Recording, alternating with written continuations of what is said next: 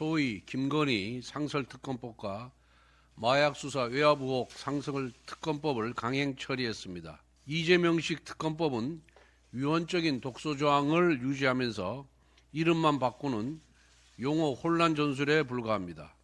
정치 자객에게 인지사건 무제한 수사권과 피의사실 실시간 공표 권한을 부여하는 특검법은 그 자체로 입법 내란 행위입니다.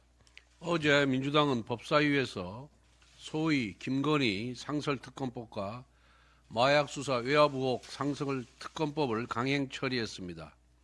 개원한 지 1년도 되지 않은 22대 국회에서 민주당이 자행한 119번째 상임위 일방 표결입니다. 이재명식 특검법은 위헌적인 독소조항을 유지하면서 이름만 바꾸는 용어 혼란 전술에 불과합니다. 음식이 상했다고 지적하니 포장 용기만 바꿔서 다시 가져오는 셈입니다. 민주당은 이미 지난해 상설특검 관련 국회 규칙을 날치기 통과시켜 여당의 특검 후보 추천권을 원천 봉쇄했습니다. 이러한 상황에서 임명될 특별검사는 이재명의 오른팔이냐 왼팔이냐의 차이밖에 없습니다. 정치 자객에게 인지사건 무제한 수사권과 피의사실 실시간 공표 권한을 부여하는 특검법은 그 자체로 입법 내란 행위입니다. 결국 이재명식 특검이란 정적 제거를 위한 보위부 설치법이자 조기 대선을 겨냥한 선전선동부 설치법과 다름없습니다. 이재명 대표는 국민 앞에서는 성장과 안정, 민생을 운운했지만 정작 돌아온 것은 정쟁용 특검 난사입니다. 그 결과 연금개혁, 반도체특별법 제정, 간첩법 개정과 같은 민생 법안들은 모두 뒷전으로 밀려나고 말았습니다. 한편 이재명 대표의 폭주가 지속될 수 있었던 최대 후원자는 우원식 국회의장입니다. 국회법과 관례를 모두 무시하고 오직 정략적 목적으로 일방 통과된 위헌 법률들을 꼬박꼬박 상정했기 때문입니다. 이미 당파적 의장의 대명사라는 오명을 남겼습니다. 부디 남은 임기 동안이라도 의장으로서의 책임을 보여주십시오. 위헌 특검법들을 상정하지 않는 것은 국민에 대한 최소한의 예의입니다. 국민의힘은 이재명 세력의 겁박과 기만에 단호히 맞서겠습니다.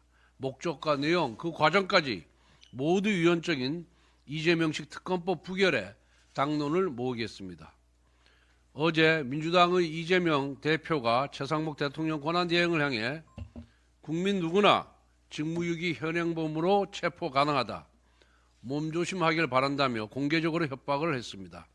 나아가 대통령 직무대행을 상대로 체포라는 구체적인 폭력행위를 고무했다는 측면에서 이재명 대표는 내란 선동죄 현행범입니다. 그런데도 민주당은 이러한 그건에 대해 헌법 수요 의지를 보여달라는 것이라는 궤변으로 변명을 하였습니다. 도대체 대한민국 헌법 어디에 사적으로 테러를 사주하라고 명시하고 있습니까? 민주당식 논리라면 정치 깡패는 헌정수의 1등 공신이 될 것입니다. 무엇보다 내란 선동행위를 감싼 민주당 역시 내란 동조 세력이라는 것을 분명하게 인식하길 바랍니다. 또한 민주당은 이재명 대표의 협박 발언 당일 심야 의청을 열어 또다시 최상목 대행을 압박하는 탄핵 카드를 만지작거렸습니다. 사실상 탄핵 소추를 겁박하는 위력행위입니다. 지금 민주당은 29번 탄핵도 모자라 30번째 탄핵까지 운운하며 탄핵 도착증을 보이고 있습니다. 그리고 탄핵만으로는 분이 안 풀렸는지 테러 사주까지 하고 있습니다.